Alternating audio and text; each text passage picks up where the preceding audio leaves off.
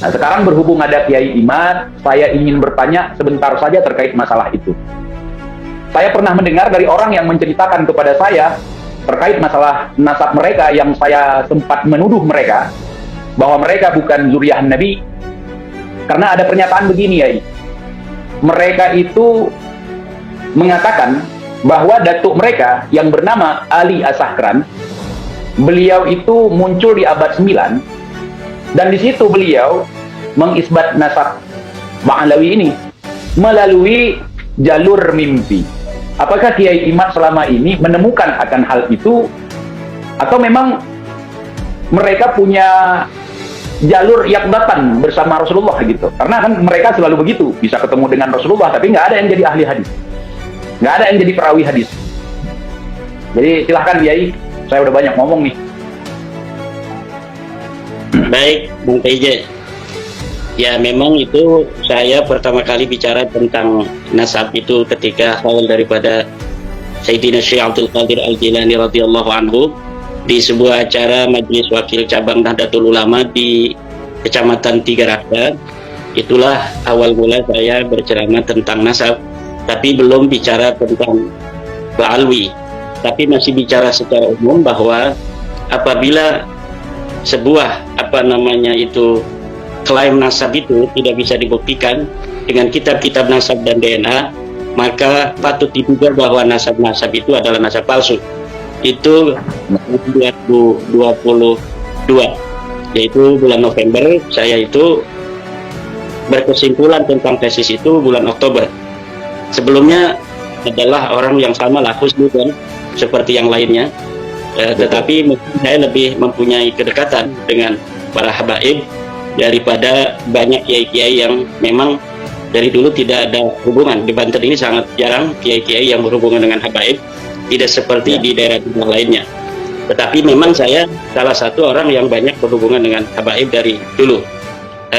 Itu memang pertama kali bicara nasab di Tiga Raksa itu di acara PMBCNU.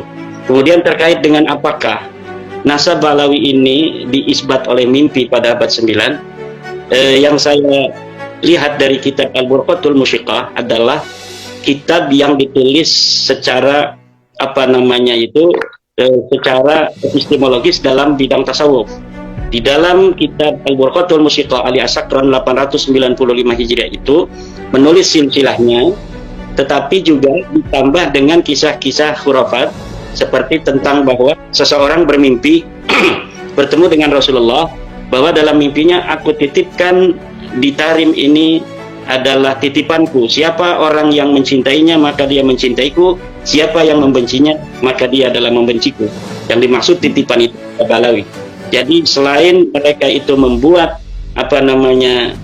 klaim nasab melalui kitab, mereka juga membubuhi klaim-klaim itu dengan cerita-cerita khurafat, cerita-cerita spiritual yang mungkin akan bisa menarik banyak orang-orang awam di situ. Ya, itu yang intinya dongeng ya. Dongeng. Dibumbuin dongeng gitu. Baik. Berarti memang apa yang pernah saya dengar dari seseorang terkait masalah isbat pertama nasab mereka di abad 9 itu berbau-bau khurafat ya. Nah, dicampur dengan cerita-cerita dongeng, dikemas, dibumbui, dipakein topping sehingga menarik. Sama seperti kuburan. Jadi cerita itu yang saya perhatikan, Yai, itu hampir sama cerita mereka semua.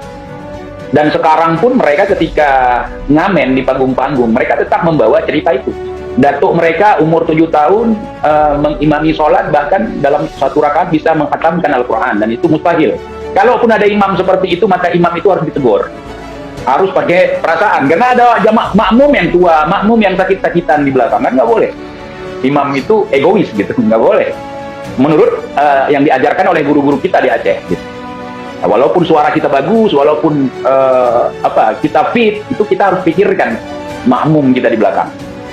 Ala kulli hal, suatu Kiai Imad membahas pertama kali terkait masalah nasab mereka itu, apakah Kiai Imad itu sudah menuntaskan tesisnya atau sudah menguji melalui universitas seperti yang digadang-gadangkan oleh Bang Rizik gitu. Karena kan sekarang mereka itu ngajak diskusi di Robitoh Alawiyah. Yang jadi pertanyaan saya, Yai, sejak kapan Robitoh Alawiyah itu jadi universitas? Jadi mereka bilang tesisnya itu tidak bisa dikatakan tesis atau dilabelkan sebagai tesis kandang kebo karena belum diuji universitas. Nah, kemarin ketika Kiai Imad diundang ke Robitoh Alawiyah, Kiai Imad nggak mau datang, mereka klaim bahwa Kiai Imad Al-Kaburi. Sedangkan menurut akal sehat saya, Robitoh Alawiyah kan bukan universitas. Nah, jadi Kiai Imad kemarin dituduh sebagai orang yang membuat tesis di kandang kebo, kok sekarang malah nguji tesisnya di kandang kambing. Dan saya nggak setuju seperti itu. Saya nggak setuju kalau Kiai Imad datang ke Robitoh itu karena nggak ada hasilnya, karena bukan universitas. Maaf cakap, seperti itu menurut pemikiran saya. Apakah sekarang ada yang coba melobi Kiai Imad di belakang layar atau bagaimana, Kiai? Ya, tesis itu ada tesis akademis untuk menjadi syarat seseorang meraih gelar S2.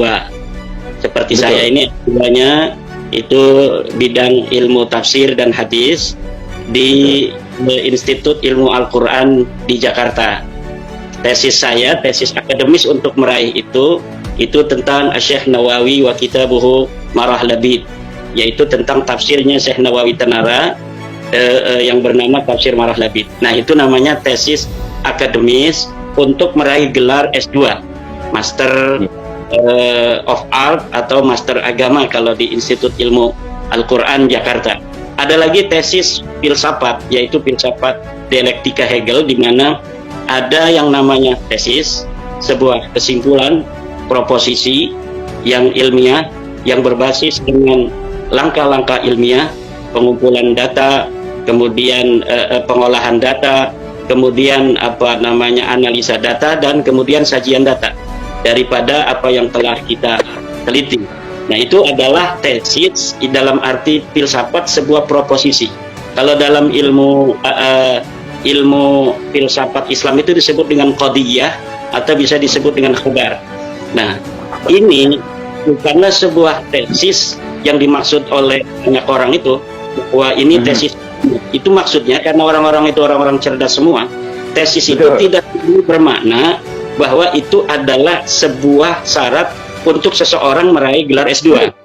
Betul. Itu Seseorang dulu. Kalau tesis itu kan ada. Betul. Sebuah kesimpulan ilmiah seseorang tentang sebuah hal yang dia teliti, itu disebut tesis. Gitu. Atau nanti juga dalam beberapa kesempatan banyak yang mengatakan ini sebenarnya punya Kiai Imad ini antitesis, karena sebelumnya sudah ada tesis bahwa Ba'alawi adalah cucu Nabi. Kata saya itu bukan tesis, tapi itu hanya bermodal husnudon belaka. Karena selama ini tidak ada penelitian dari para peneliti yang handal bahwa pengakuan Ba'alawi sebagai cucu Nabi ini bisa dibuktikan secara kebenaran yang objektif.